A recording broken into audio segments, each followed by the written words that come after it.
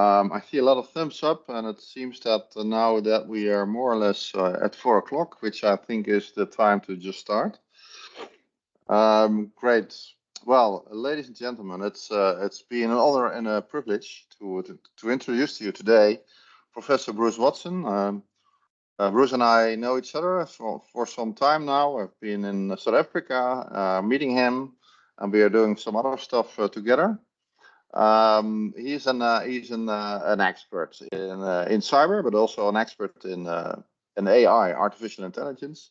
And of course, in the combination, he will tell you all about it today. In the combination, there are things that will happen or could happen that we up so far could not imagine, maybe. At least I did not.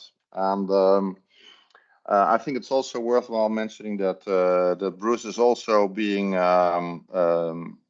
asked to be in the Global Commission on Responsible AI in the military domain, of which HCSS has the pride to host the secretariat of.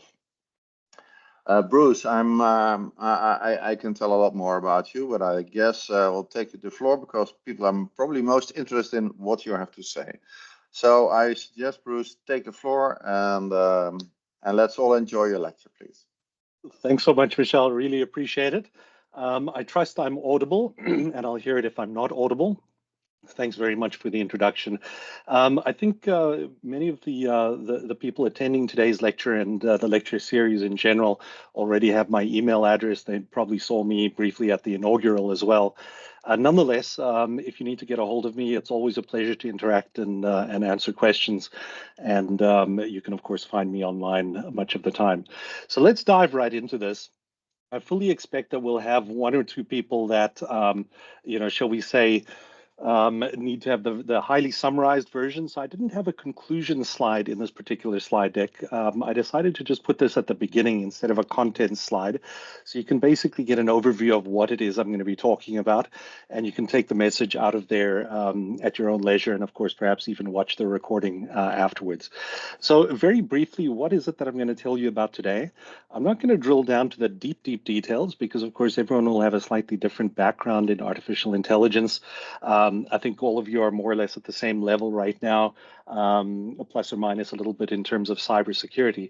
But nonetheless, one of the things that I'd like to point out is that artificial intelligence certainly is much more advanced than what most people think. Furthermore, AI, artificial intelligence, is much more than just ChatGPT. So many of you will have played around with things like ChatGPT or some of the other tools that resemble it in the last year and a half.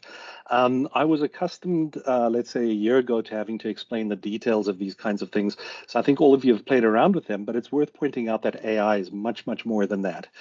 Another very important factor is that the artificial intelligence barrier to entry is very low. So we're now at the point where people can spend a relatively modest amount of money and time and actually get something built, which is very exciting on the one side, very dangerous on the other side, because of course hackers will take advantage of this without failure.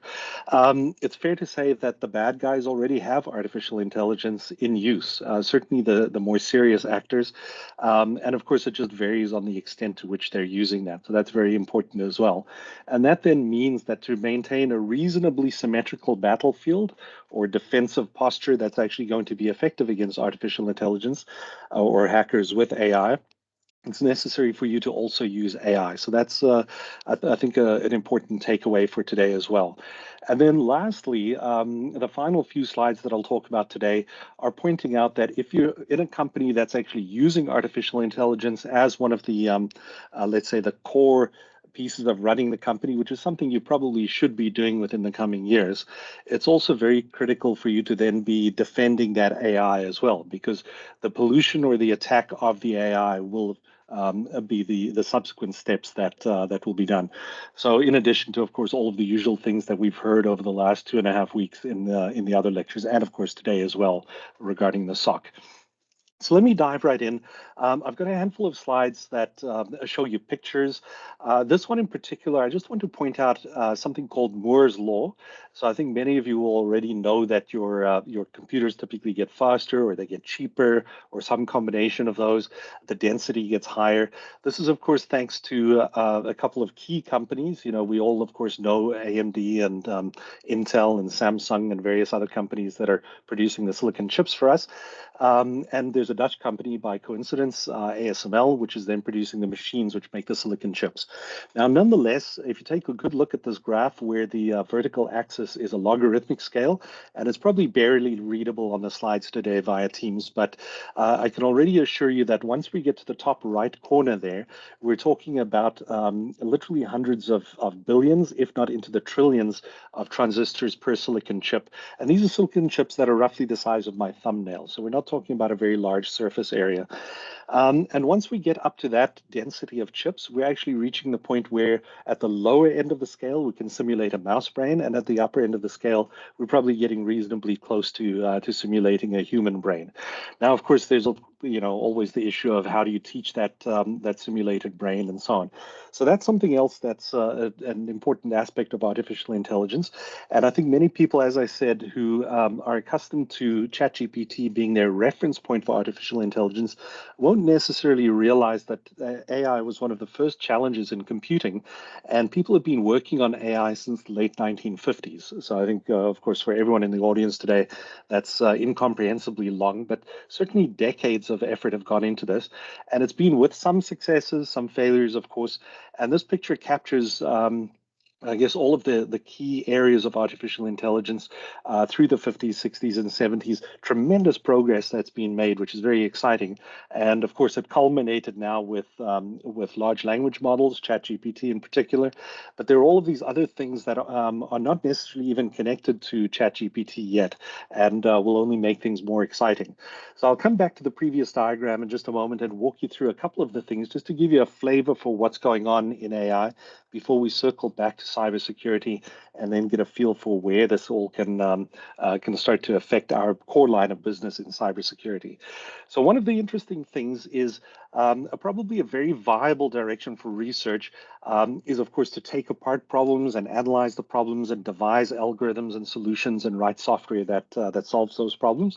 That's very much a natural engineering or computer scientist approach. There is a completely different approach called a bio-inspired computing, which is where we take a look at what actually happens in terms of a real neural network, so what's going on in our brains or some other animal's brains. We take it apart, we attempt to understand it, and then we cast that into a digital structure where we can actually simulate that. So these things are called artificial neural networks. We'll come back to that in just a moment. They aren't the only way to do this. The other way to do this is to use, for example, ant swarms. So that's what you see in the top right corner there. Any of you that have left a little bit of food out on the counter will be accustomed to ants swarming and magically finding their way to do things. And there are ways of simulating that kind of structure to do very viable AI things. So very exciting stuff. Now back to the sub diagrams that you saw on that very cluttered second or third slide.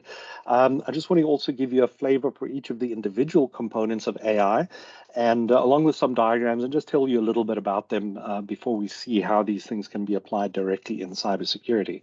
So one of them is the notion of logic and knowledge. And for more than 100 years, logic has been studied. Actually, for thousands of years, logic has been studied, but it's been formalized only a couple of hundred years ago, where George Boole came up with Boolean logic. And of course, there are many other logics as well, which allow us to reason about systems and draw conclusions about the systems. And this is very important for us to, of course, not only understand cybersecurity and hackers, but also what they're doing, the sequence events that they're carrying out, and so on.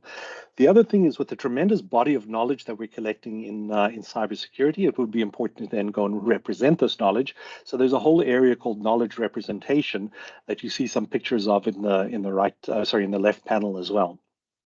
The next thing that's super important in terms of really getting to a solid foundation of AI are to take a look at the other things that humans do. And I think it's a fair argument that one of the most important things that any living thing carries out, certainly humans, is the taking of a decision. I would even argue it's probably the most important thing. The second most important thing would be actually taking action based on that decision. But nonetheless, taking a decision is then something that requires lots of information. It requires deductive reasoning. It also perhaps requires game theory, which you see what you see in the top right, and it may require understanding a sequence of events, which is what you see in the diagram just below it. So these things are fairly natural in terms of the way we carry them out, but these things were only formalized, let's say, in the last couple of hundred years ago. Some of them only in the last 50 years or so. So another very important piece of progress in artificial intelligence. Then there's the notion of making predictions about systems. So this is now where we really get to where the rubber meets the road in artificial intelligence. We'd like to be able to take a look at how something's unfolding, perhaps in our SOC, where we're analyzing a bunch of events and we're understanding that hackers are doing something in the system, and we'd like to be able to make some kind of prediction about what it is they may be intending to do, and cut it off at the pass, as it were. That connects with something called optimization, which is where we really would like to take the fastest path from A to B. Now, this is actually on the surface level something a little bit more important for the hackers than for the defenders, but we would like to be able to understand where things are going and optimally be able to cut that off in terms of defense. So optimizations and predictions are a couple of the key balance points to that. Then we come back to that whole thing that I talked about with bio-inspired computing. So neural networks, we'll see these again in just a moment when I talk a little bit about ChatGPT. I don't want to spend too much time talking about that, but neural networks are really a mimicry of what we have in our brains. These are highly simplified. So those of you that know a little bit about artificial intelligence will know that these things called ANNs, artificial neural networks, have a number of layers to them. They're all fully interconnected from one layer to the next, but there are no connections that skip the layers. And this keeps it computationally nice and simple. This is one of the reasons why people spend a lot of money buying GPUs and why companies like NVIDIA are doing so well, because this is actually a very important way of being able to simulate these neural networks very quickly. One of the alternatives to that is what's called a hidden Markov model. So these are also several decades old. And hidden Markov models are a way of modeling a sequence of events. There are a couple of other ways of doing it as well. And having made a couple of observations, we would like to be able to then, based on that knowledge representation, if you will, we'd like to be able to make a prediction about what the next possible outcome would be. So that comes back to our notion of being able to make predictions and being able to do it optimally. Then the third one, which is one of these emerging, relatively recent areas of AI, at least, are what's known as Bayesian networks. So those of you that studied physics, sorry, not physics, statistics, will know about Bayes' theorem, very important aspect of statistics. So Bayes' theorem is, of course, very old, but nonetheless, being able to simulate these things at scale is turning out to be very important. And Bayesian networks are another way of having a large body of data and being able to learn the patterns out of the data and be able to proceed forward from there. It's all very exciting stuff, and I'd like to then come back to LLMs, the fundamental technology underlying ChatGPT, and all of the similar kinds of tools. So we can call them LLMs or ChatGPT. ChatGPT happens to be one particular product, so it's become sort of commoditized, if you will. But pretty much all of the other big players and many, many of the smaller players are making these large language models as well. So I think almost no one in the audience today will have not already played around with ChatGPT or something similar, or perhaps even Copilot, which is used to produce a certain amount of code. But these are a couple of screenshots, and it was certainly braver to get a couple of screenshots with one of my co-authors and be able to quickly show you these instead of giving you a live demo. But nonetheless, you can ask questions of ChatGPT. You can say, explain quantum computing in simple terms, and it'll actually give you a reasonable body of text. It's not simply a search engine, of course. It's not regurgitating what it's found somewhere else. It's actually piecing together the answer from this vast body of training material that it's encountered beforehand. You can throw more complicated things at it. So in this particular case, could you show Schrodinger's equation? And then it gives you the mathematics underlying that. And in this particular case, once you drill down a little bit more in terms of the mathematics, you eventually see that there are limitations to these LLMs. In particular, they don't have built-in reasoning abilities. So they can actually reproduce by putting together from the large body of text that they've seen, and they can even do a few random things. So that's what we typically call hallucinations, but they're not going to come up with the underlying deep reasoning. And that's where it actually is important to then couple these with something underlying it. So without spending too much time, I want to give you a very quick overview of how ChatGPT works. And the reason this is important is ChatGPT we think of as a way of interacting in terms of language, natural language, English, Afrikaans, any one of the other languages. However, it's also very good at being able to make predictions about code, program code in Python, C++, C, et cetera, but also assembly language, and also the sequence of things that go into a particular cyber attack. And the reason it's very adept at that is, of course, all of those are languages as well. They have a large body of training material available. There's, of course, huge amounts of code sitting in GitHub or any of the other code repositories. And being able to train on these things gives us exactly the same flavor as having trained these things on natural language. And it can then make predictive suggestions for us. And we can even ask it things like, you write me some code which will be suitable for a SQL a server injection, an SQL injection attack on a particular version of the database server. And it will come up with a viable piece of code. Now, if you go and do that kind of thing with things like ChatGPT or the other publicly available ones, they've typically gone and built guardrails around things. So it's not the intention that you go and do evil things based on these open source tools. But nonetheless, as I say, the barrier to entry, so actually building these tools yourself, is now low enough that with a credit card and some cloud computing time, we could then have our own LLM, which is then suitable for providing attack material. And we no longer have to actually think too deeply about the next step involved in the attack. So anyway, coming back to how LLMs work in particular, this is now oriented a little bit back towards natural language processing LLMs, just to give you a flavor of that. But as I said at the beginning, these things are called artificial neural networks, ANNs. And the important thing is that they're structured as the neural network that I showed you before. We've got a huge amount of training data that we actually push into this. We actually know the outputs of what we would actually like to be seeing. And there are a number of different possible algorithms for training a neural network, but all of them are extremely computationally heavy, which means that to build one of these, you typically need, to spend a little bit of money at least on the cloud computing, or to have a very good GPU yourself, and then you accomplish that within a couple of days. However, there are a lot of pre-built models already out there, so you don't necessarily have to do all of that. Now, the particular underlying neural networks, as I said, there are a couple of other different flavors of these things. In particular, the ones that used here are not the ones that were invented back in the 1950s and 1960s, but these ones are called transformers. There are a couple of different sub-flavors of these things. There's one which is curiously called a long short-term memory, an LSTM, which is also particularly well suited for this kind of thing. But the important thing to realize is that with all of this training data going in, what you're accomplishing is giving the artificial neural network an overview of the entire body of text. So it's able to fuse this document with this document and understand the context of different things.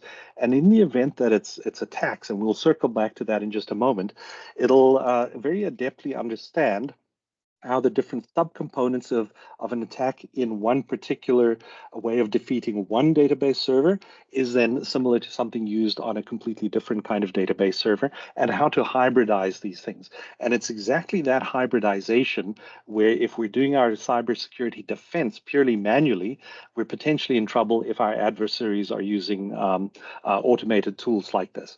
So if we take a look there at the third bullet, and by the way, you can circle back to these slides. I'm not expecting everyone necessarily to read all of the slides in real time. It's a mix of visual slides and text-based slides. But if you take a look at the third bullet there, it's important to then see how this context fit together. So Those of you with English as a first language will probably already have seen the sentence, "The quick brown fox jumped over the lazy dog." And if, as I say, if you have English as your first language, you might already have mentally substituted that in there. And what an LLM will be able to do is, having seen all of the training data, it will know that it can substitute fox in there, but it will also know that if it's given the word fox, it actually knows what the left context is typically going to be for fox and what the right context would be. And of course, there are many other sentences in which you could then use the word fox, but nonetheless, it'll know all of those contexts. And having seen so many of those contexts, it can then glean the part of speech for the word fox, appropriate uses of that, but ways of conjugating the verb and so on. So these are tremendously difficult things that we actually don't think about very often, but nonetheless are embedded in our way of thinking about language. So underlying all of that is, as I say, the ability to use the artificial neural network to then understand what the reasonable next prediction should be. And of course, there'll be a number of different possible next predictions, and it wants to generate a full sentence for you that's part of answering your question or your prompt, if you will. And as it proceeds through the paragraph, it'll be predicting, of course, a couple of words ahead. It's not thinking just one word ahead, but it'll be making probabilistically the most sensible predictions for us as well. And this is, of course, then based on the input text. Now, I mentioned earlier the ability of these things to take a look at the part of speech. And if we take a look again in English at two words that are completely differently spelled, king and queen, for example, you could conceptually then take it apart and you could say, well, queen is the root noun, and king is the masculinization of that root noun, or you could think of it vice versa. But nonetheless, if you then feed these things into an artificial neural network, you do the training based on that, and of course the context in which these two words appear over many, many chunks of text, all kinds of text, of course, then you'll get a diagram that looks like this beautiful multicolored barcode that we see here. And the important thing to see there is, conceptually, if we think of king and we remove the masculine factor of that in English in particular, and we add in woman, so the feminization, the feminine version of the word, we should roughly wind up with something that comes out to queen. So of course we know that intellectually as well. And if we look at the barcode diagrams, the first three are then king, man, and woman. And if you do the mathematics, you wind up with the second one from the bottom, and we can see that's reasonably close to queen. And the reason that that should be reasonably close is the system has then discovered what reasonable substitutions are. And this is exactly what GPTs, or LLMs in particular, that are trained on code can also do for us. And as I say, in terms of hybridization or coming up with different ways of attacking the system very effectively. And I'll come back to hybridization in just a moment. But I first want to very, very quickly talk to you about some of the cybersecurity frameworks. I know that some of the other lecturers have covered some of this, and also know that you're going to be hearing from Justin Westcott next week. And that's going to be an exciting lecture as well, because he's going to talk about something called the MITRE framework. So I'm just going to very briefly show you a little bit about the MITRE framework and a couple of the other frameworks as well. Now, the reason we even have frameworks, and this is also material that you will already have seen, is that we essentially know that the body of work that hackers or that our adversaries have come up with in cyber offensive operations has a certain pattern to it. And they're, of course, learning from each other. Hackers are exchanging information, their libraries, their snippets of code. And so it's useful to have actually taken visibility on all of that and arranged it into some kind of taxonomy or framework or ontology or some other kind of knowledge structure. So now it comes back to what I mentioned right at the beginning, with knowledge representation being one of the important things. One of the things that you will have heard of already are, of course, these APTs, or advanced persistent threats. And at first glance, many people would like to think of APTs just as being a particular virus or something like that. But it's much more than that. An APT is actually an entire group of hackers. They're typically given numbers by the people that classify APTs. And that group of hackers will have a modus operandi. They'll have a whole collection of things that they know how to do. They do them not necessarily from beginning to end. They themselves will actually chop and change a little bit. So already this is a very formidable opponent, because They don't necessarily stick to the script, but nonetheless, there are a few thousand fundamental building blocks that they're piecing together to come out with the desired attack. Now, if you actually then throw artificial intelligence at that, of course, then we can see that we have a problem. So that's what we'll talk about in just a moment. Nonetheless, the frameworks that are then used to classify these things, there are a whole bunch of them. There's one called the APT wheel. I'll show you a picture of in a moment. There's something called the Lockheed kill chain that I'll show you another picture of as well.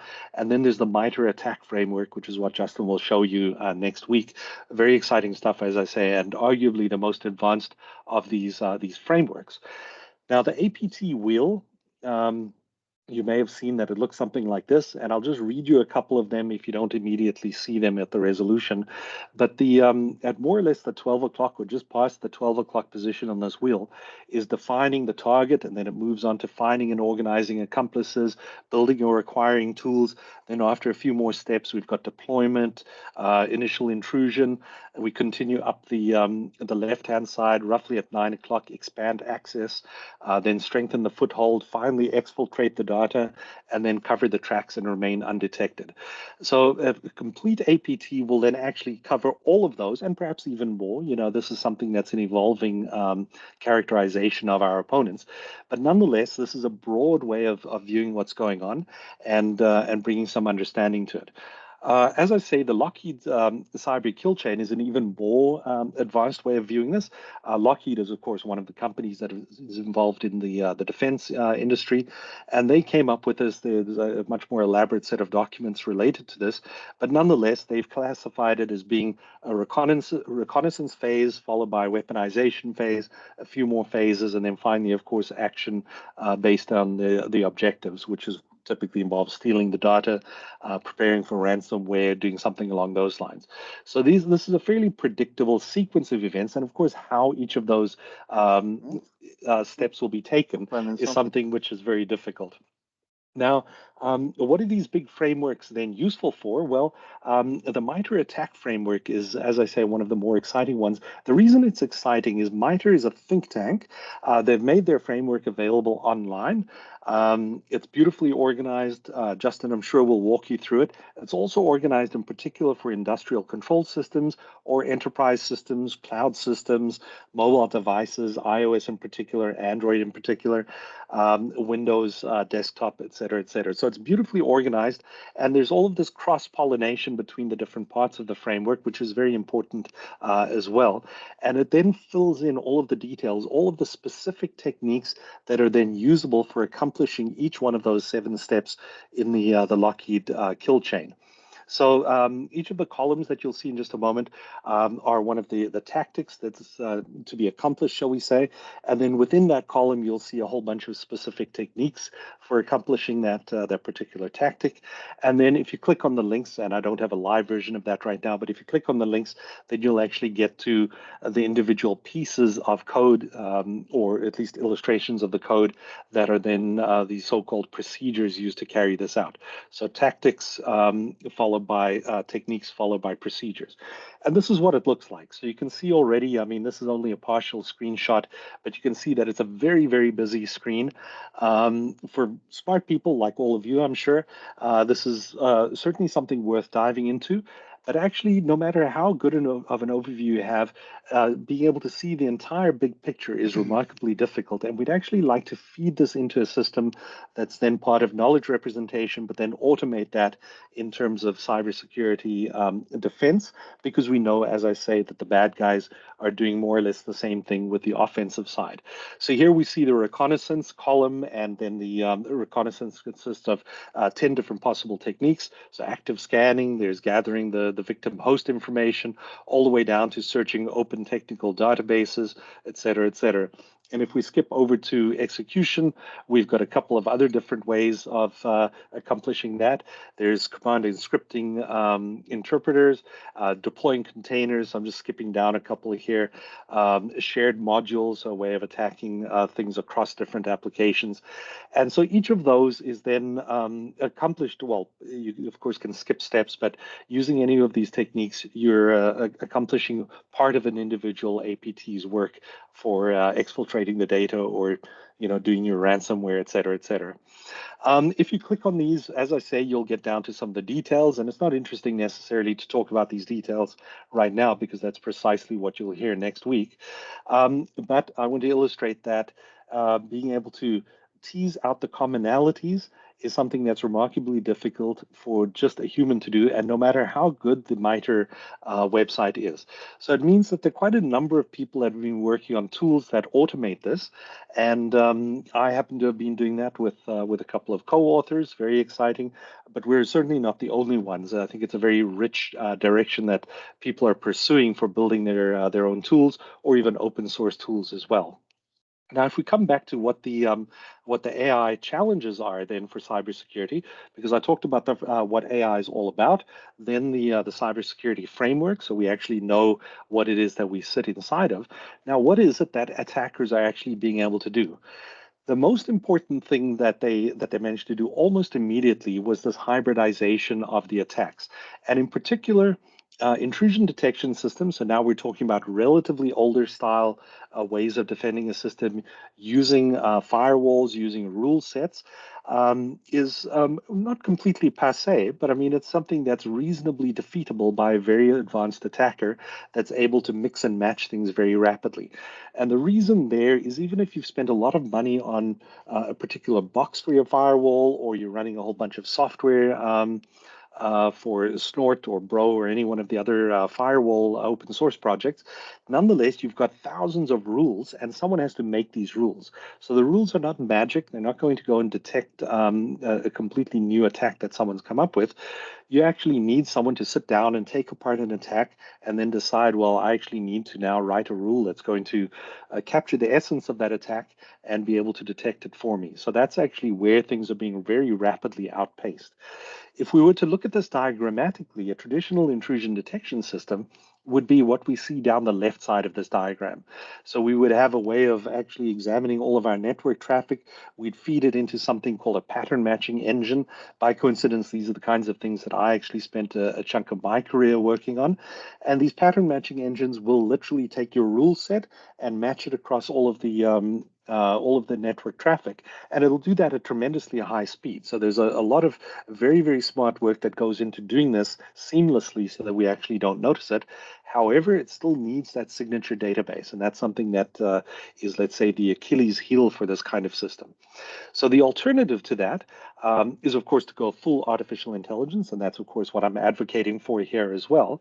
But one of the other alternatives, even before that, and this was not quite AI, but I would say this was a step in the right direction, is what was called anomaly-based intrusion detection. And anomaly-based really means that we get a feel for what our network traffic looks like.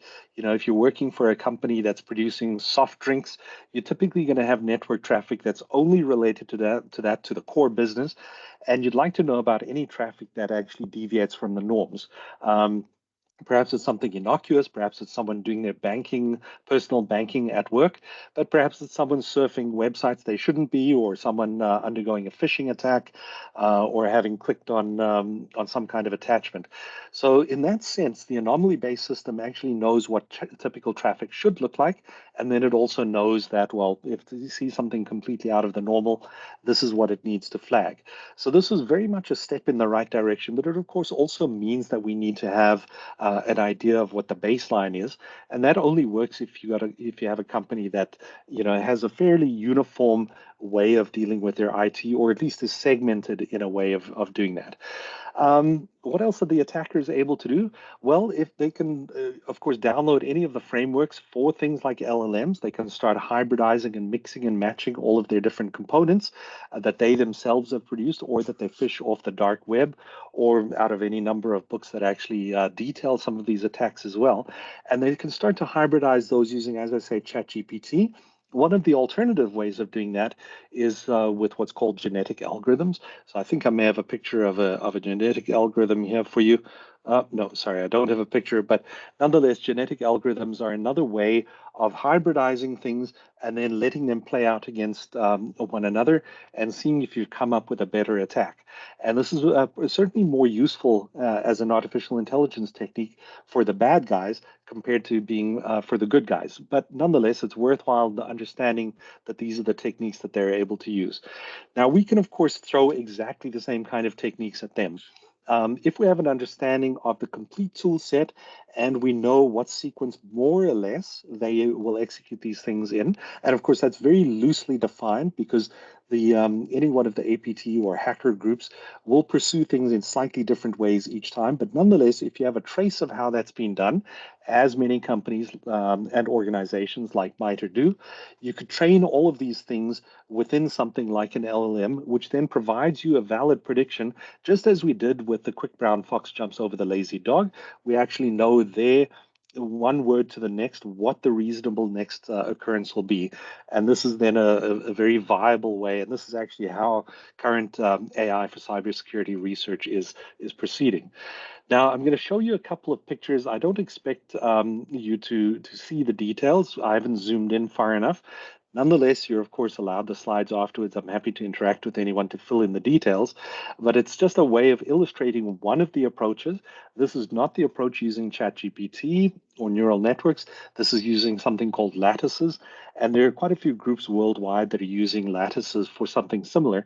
And the reason they're being used is that they're what's called explainable AI, which is very exciting because it means once we've trained something, we can actually take a look under the hood and really understand how it works. Now, to give you an idea of lattice, I'm not going to spend more than a few seconds on this, but if we have a look at the diagram at the top, we have these four people, Alice, Amy, Bob, and Bill. This is a very standard diagram, by the way, just in case anyone in the audience feels offended. And in particular, we've got these seven attributes, so tall and fast and bright, et cetera, et cetera. So these attributes then for these particular four people are then just marked with an X. So this is something you do within a spreadsheet. And that's a very boring way of visualizing the data. But if we've learned the data from a larger base of data, we can actually draw this lattice, which is exactly equivalent. And what you see there in the bottom right is the lattice encoding that same information. And this has a few advantages. It allows us to actually then make decisions very quickly. So if we happen to see someone who's young or tall, we can immediately narrow down the field to a very small number of people. Whereas if we take two individual people, we can also ask ourselves what the differences are between them and then come to a conclusion very rapidly as well. Furthermore, we can take a look at synonyms. And I mean, this is a synonym in this particular small chunk of data, but young and tall happens to be a synonym for this example. Now, what can we do with this in cybersecurity? Well, it turns out that we can do things like feed the MITRE framework, but we could also, of course, take raw attack data from an APT that we've collected within the SOC. We can feed that into any number of open source tools and start drawing these lattices. And this allows us to then understand, or allows the artificial intelligence, I should say, to understand the complex and emergent patterns in that and to start to see which things are common, which things are not so common, and which things we need to focus on.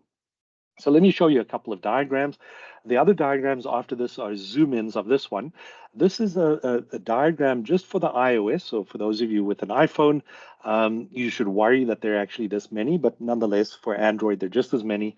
And of course for cloud-based and industrial control systems, also just as many. So MITRE is actually nicely organized those on the website, but if you feed them into a way of visualizing this, and learning it in this particular form of AI, we get diagrams that look like this. So that's all very exciting, but you can ask yourself, what does this actually mean? And once we zoom in, we can actually see a number of interesting patterns. So this is a zoom in just of the root. So these are the techniques in the lattice. Remember, the techniques are the ways of accomplishing something in one of the tactics in the MITRE framework. There's another zoom in of the techniques, but we can see things like exciting things like this in the bottom right corner of the entire lattice. And this is also a technique. This particular technique is so far in the bottom right corner that it's actually almost not used anywhere else. And that tells us something as well. So here you can see being able to visualize what's going on in the artificial intelligence, then shed some light about which things are important, which things are not important, and so on. So very crucial for us to put up a decent defense. The other thing we can see are busy techniques. So a busy technique is also very interesting because from a cybersecurity and cyber defense standpoint, it means that there's a particular technique here which is then usable across a whole bunch of different tactics.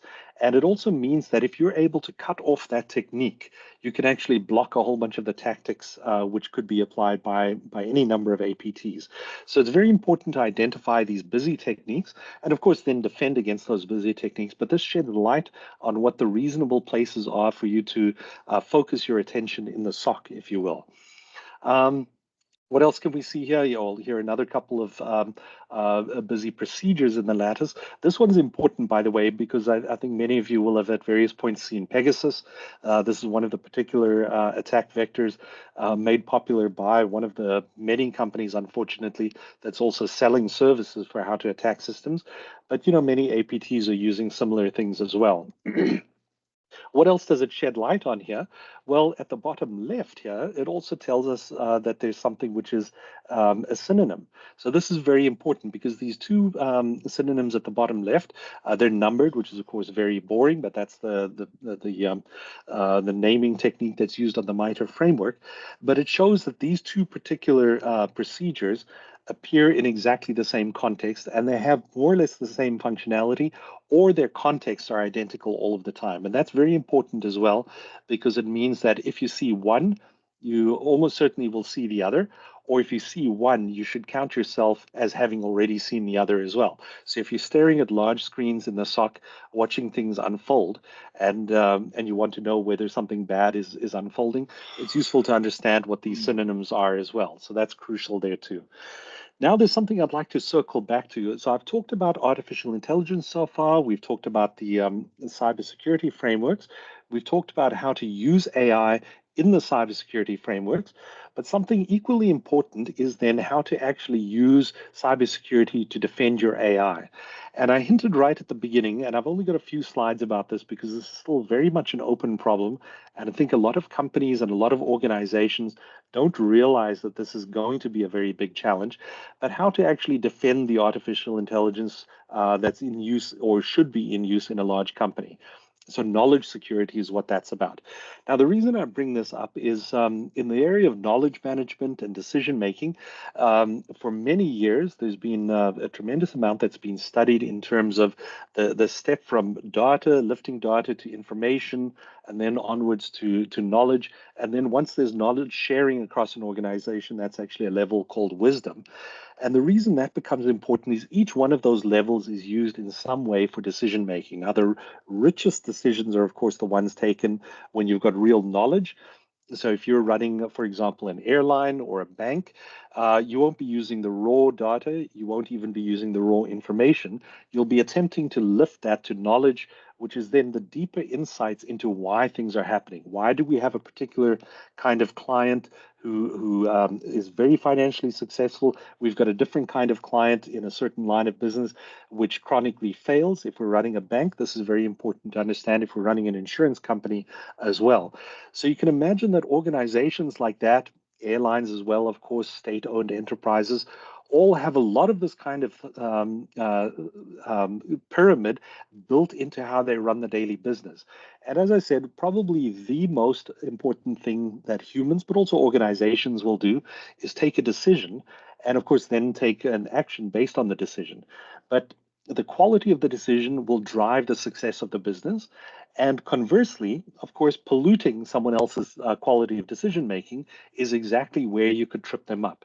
So to sketch what I have in mind here, if I were evil, which luckily I'm not, but if I were evil and one of my ways of tackling an adversary would be, of course, one of the usual ways of conducting cyber offensive operations. So I'd ransomware them, or I'd delete some data, or I'd steal their data and use that. But an even more subtle way would be to nudge their decision making. So if you could get inside and understand their decision-making process, you could nudge it so that tenders are going in a particular way or not in another way, or tenders are going towards my particular company, I'd be able to drive business decisions in favor of myself, and it's something that would be remarkably undetectable. Now, things get much, much worse once we're using artificial intelligence in decision making, because we no longer necessarily have a small group of people that embody all of that knowledge where you can necessarily go and interrogate them and understand why the decision was taken. Now we actually are at the situation we have an artificial intelligence system. It's been trained with a vast amount of data.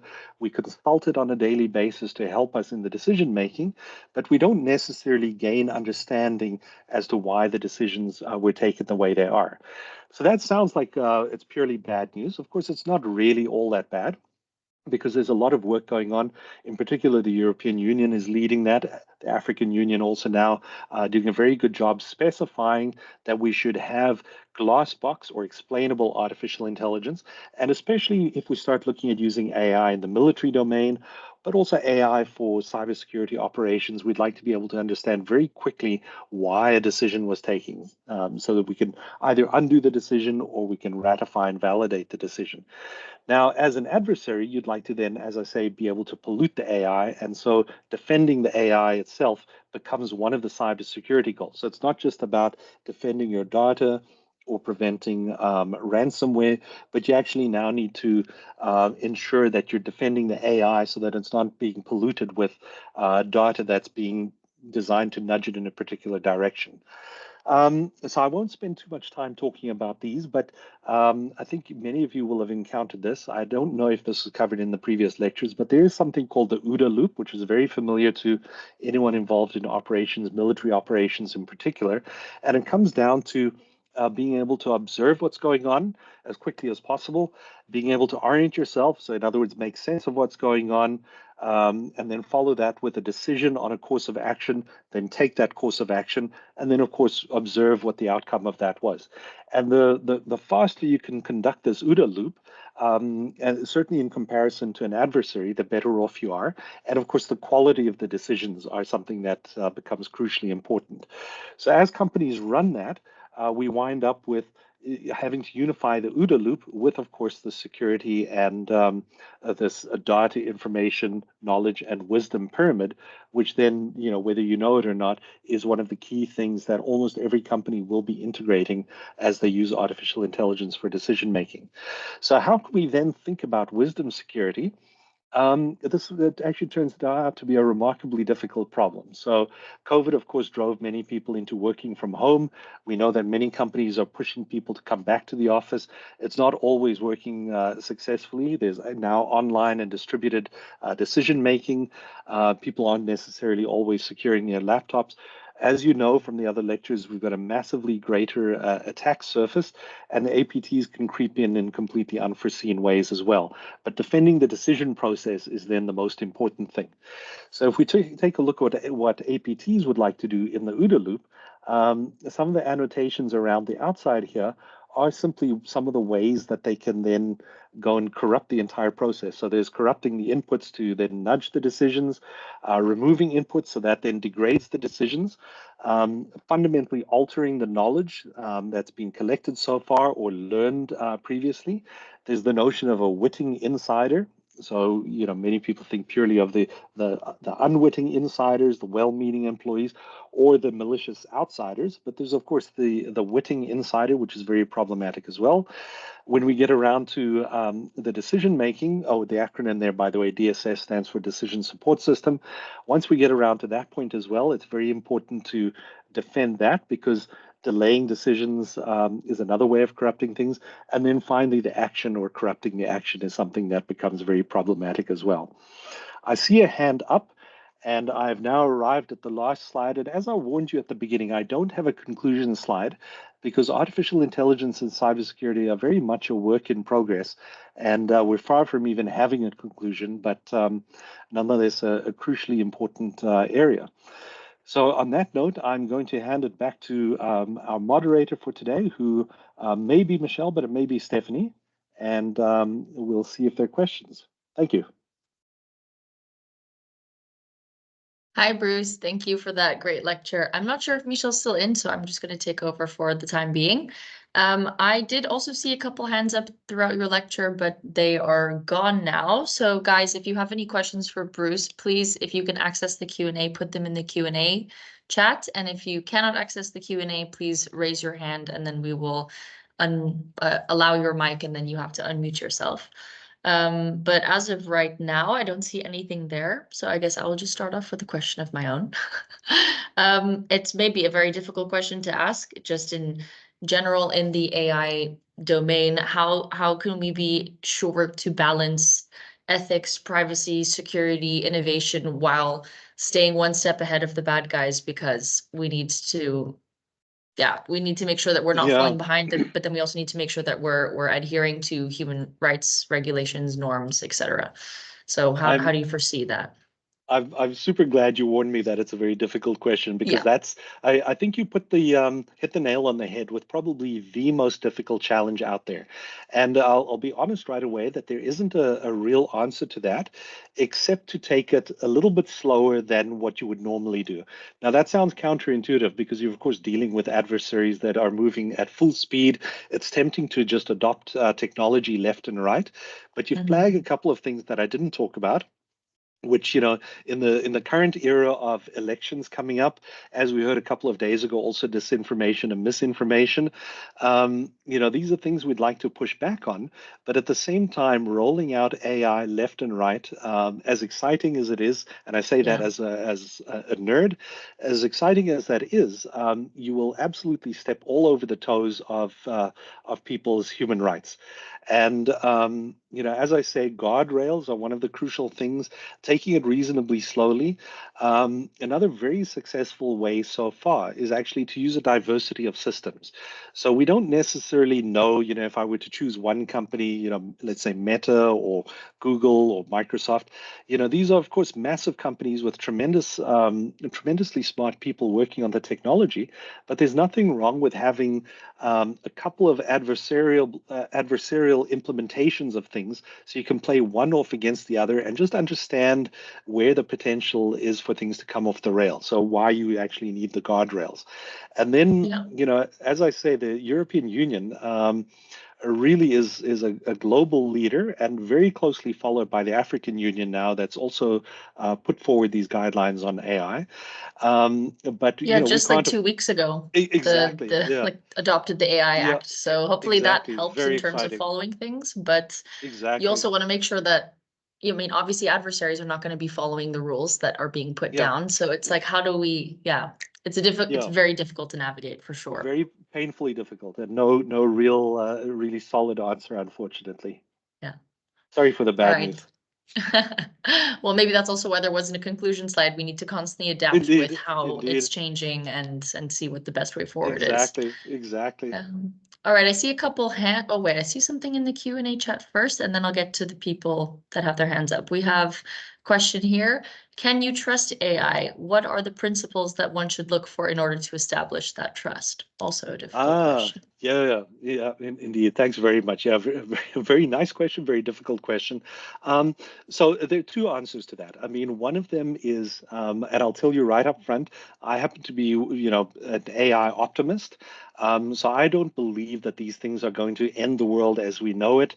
I do believe that it will end certain jobs as we know them. Nonetheless, I see it positively in the sense that it'll just allow us to move to a slightly different point on the food chain. I don't think that this is going to lead to mass unemployment, providing people stay nimble. So if we talk about trust in that sense, I think the current AI systems are trustworthy in the sense that they're not going to kill us. Nonetheless, they're not fully trustworthy in the sense that they can be used to generate misinformation and disinformation. So, if I were evil, that's exactly how I would be doing it. Training the systems, and exactly, if we take a look at South Africa, but also any other country, exactly what the pain points are to prod the public into either a little bit of hysteria or reactions on social media. And in that sense, I think healthy skepticism that we have anyway about what we read online, you must continue to apply all of that in how you interact with AI. Then if I could add one last thing to that answer, and that is if you were to implement AI then for your own cybersecurity, there also, I wouldn't advocate blind trust. This is not where you simply simply replace your SOC with a bunch of fancy AI tools. That's begging for trouble as well. You need someone monitoring the AI. There's no getting around that. But AI will help you then cull the total volume of data, given that the adversary almost certainly will be using AI as well. So in that sense, it is reasonably trustworthy. Yeah.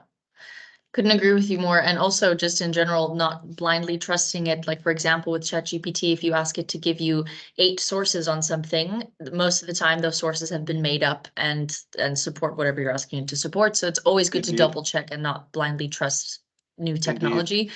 Maybe we get to a stage where it is something that we can trust fully, but it might take time. And it's always good to have that human check element. Exactly. And critical thinking, just all those guardrails and checks. This will not put cybersecurity people out of work. It'll make your job more fun, but you still have to do your job. Yeah. Okay, we have another one in the chat, and then I'm going to go to the people that have their hands raised. How can organizations defend themselves against attacks from artificial intelligence? Okay. Yeah. Also a very nice question. So, look, to be very honest, I would say there you actually need AI tools yourself. You could, of course, attempt to go it alone. The danger of going it alone is the possibility, number one, that you don't even know that the adversary is an AI, except for the pure volume of attack material that you're seeing. So, anytime you're, overwhelmed, of course, it could be some small group of hackers that are just very, very adept. But if you're dramatically overwhelmed, they're typically using automated tools. And nowadays, they'll typically be artificial intelligence automated tools. So for sure, the hint is there that they will be doing it. And how to defend? Well, the main thing is start embracing that kind of thing as part of the defensive kit. If you're building a SOC or setting up various tools for this, you don't just need vanilla, let's say, old school firewalls. You actually need a suite of AI tools. Pretty much all of the vendors are working on this kind of thing. And of course, lots and lots of open source things out there as well. So more than enough material, but it's, first step is to engage it and embrace it. Yeah, nice. Definitely, I think first seeing who your adversary is, if it's an AI tool or if it's not, already helps you in order to safeguard yourself from or how to respond to that attack.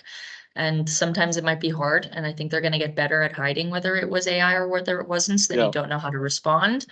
But as of right now, as you said, like if it's completely overwhelmed and just right off the bat automated, then it's quite easy to see, okay, like this is a bot behind it. Exactly. Well said. Okay. All right, so I'm going to go to Lufunu, who has their hand raised. I'm going to allow your mic. Please unmute yourself and ask Bruce your question. I think we have time for 1 or 2 more. So please unmute yourself. You should have access to the mic. Otherwise, thank you. Thank you so much. I'm on the road, so if you hear some cars moving, please forgive me. I thank you for this great presentation. My mind was just going through a lot when you were presenting, and I think I would lean more on the governance side for now. I'm glad you did mention the part around African Union having the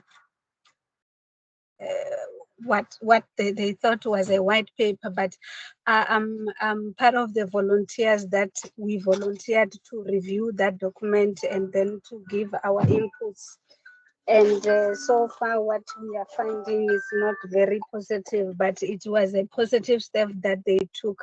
But the question that I want to ask you is, knowing what we know about ourselves without skills, without much experience in South Africa being the most attacked in the world, we are just number 1 on the wrong side of the cyberspace. Where can you advise we should start to start capacitating ourselves in terms of capacity building? where do you think will be the best place? You say if you at least start here, we can then walk forward. Thank you so much. Thanks so much for your question. Actually, also the commentary, because I must say it's personally I find it very exciting that we've got so much momentum on the continent.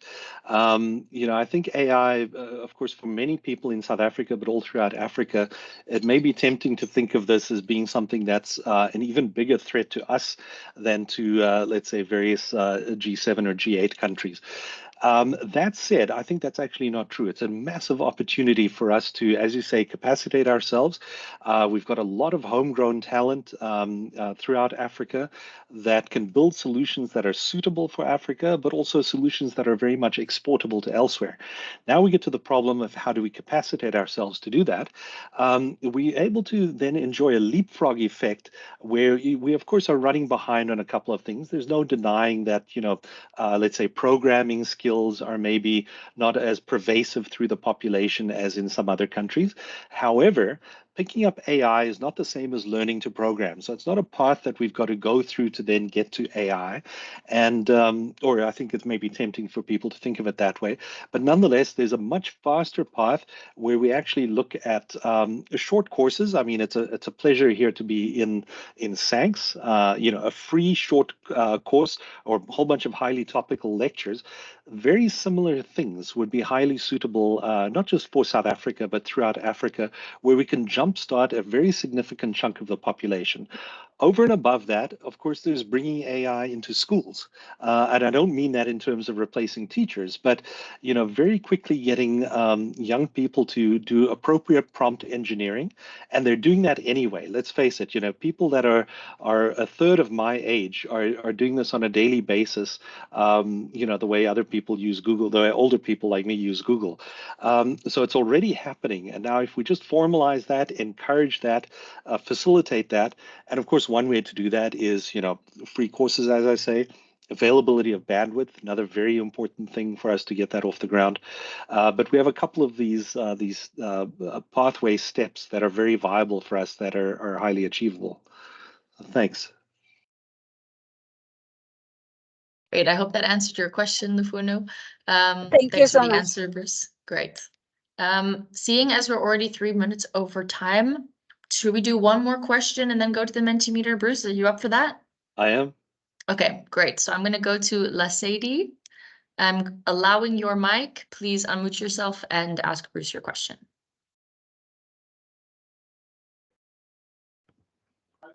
Okay, so can you hear me, guys? Yes. Yeah. Oh, awesome. So thank you for the great lecture, Bruce. It was enlightening. So me, I'd like to make a comment on AI, on how it can be used, to make our jobs easier, as cyber security professionals.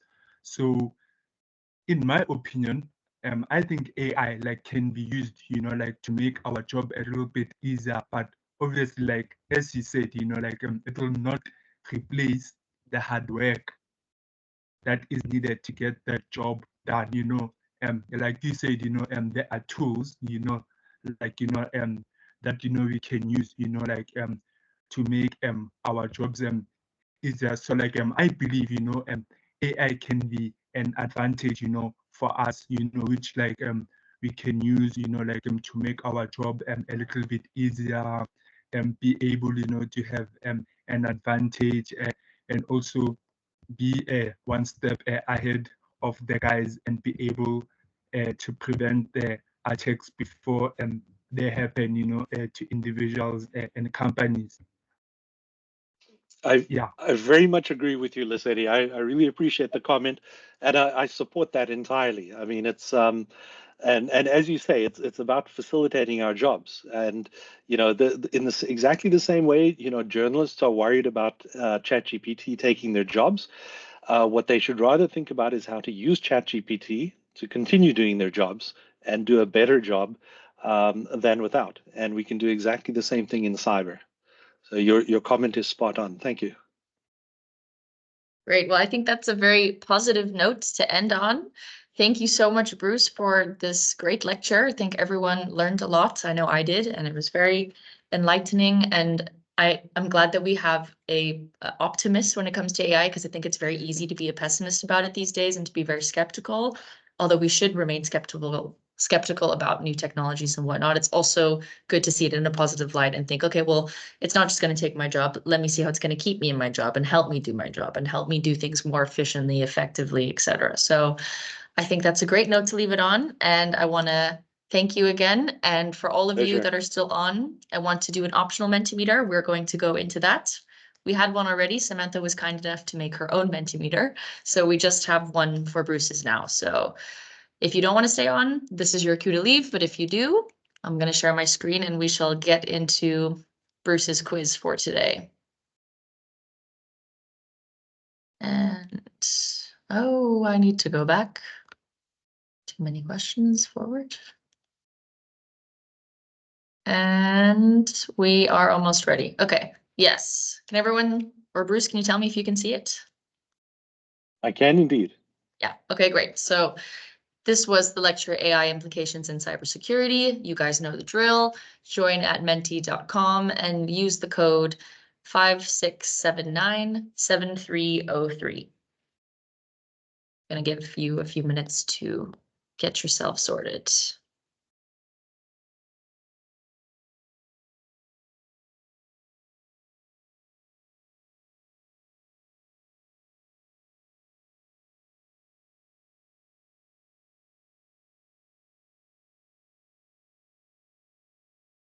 Okay, see a few more of you have interest in another Mentimeter today.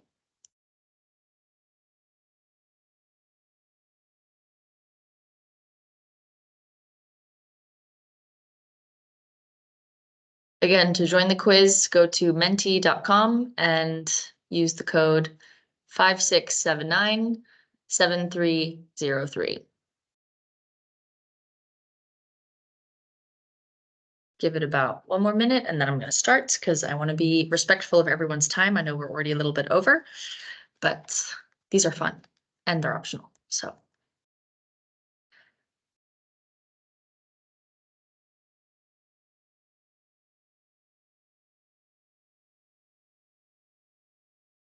Okay, without further ado, I'm going to go on to the first question.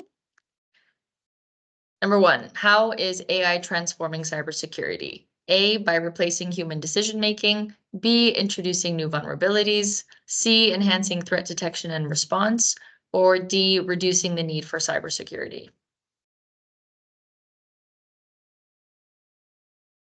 All right. Strong preference for option C. Gonna give everyone another second to vote, and I'm gonna reveal the answer. Correct. C, enhancing threat detection and response.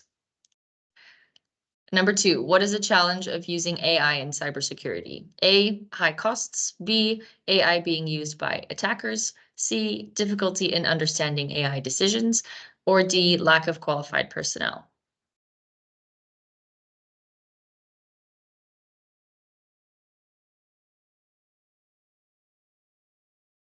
To be fair, all of these could kind of be an answer, correct answer, but which one is the most correct? Okay, everyone seems to think it's B. Correct, AI being used by attackers or adversaries. Number 3, what role does AI play in threat intelligence? A, no role. B, provides faster and more accurate threat analysis. C, only useful for large corporations. Or D, increases false positives. I think we're unanimous on this question. So that means everybody was paying attention, which is always nice. Okay, yeah, I'm going to reveal it. Correct. Provides faster and more accurate threat analysis. Question 4, how does AI impact the cybersecurity workforce? A, eliminates jobs. B, requires more specialized skills. C, reduces the need for continuous learning. Or D, only affects management roles.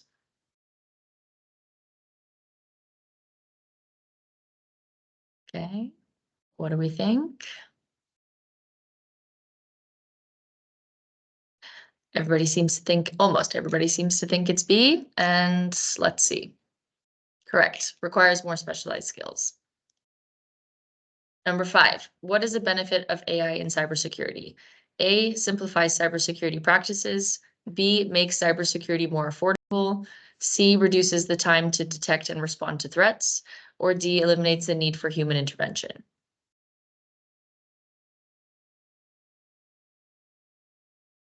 What is a benefit of AI in cybersecurity?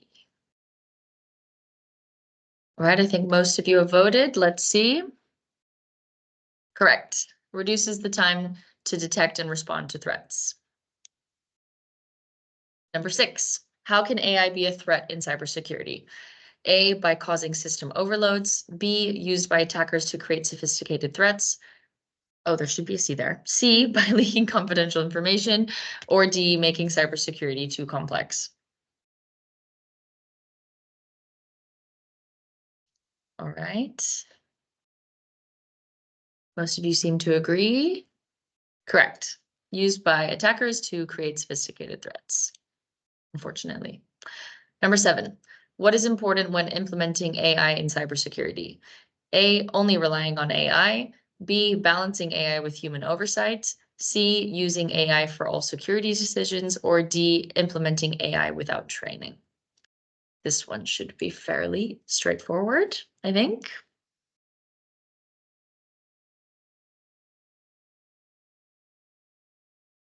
Okay, couple more seconds. And the answer is B, correct. Balancing AI with human oversight. You need both. Always need both. Okay, final question of the day. How does AI influence cybersecurity strategies? A, has no influence. B, leads to more reactive strategies.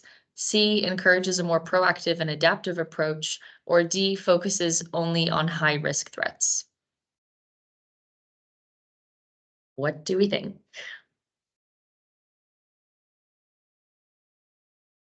All right, I think actually just about everyone has voted. That was quick. The answer is C, encourages a more proactive and adaptive approach, which is what we want these tools to be helping us with. All right, so everyone, thank you for participating. We'll see you at the next SANCS lecture, which will be on Thursday. We don't have any lectures on Wednesday. We don't have any lectures on Friday or Monday because of the Easter holiday. So the next 2 lectures are happening on Thursday. Please be there. I know it's holiday mode and everything, but we have 2 really interesting speakers on 2 really interesting topics. So stay informed, stay up to date, and I will, without further ado, thank you, Bruce, one last time for your great lecture. Very welcome. Thanks, everyone. And see you on Thursday. Bye-bye. Cheers.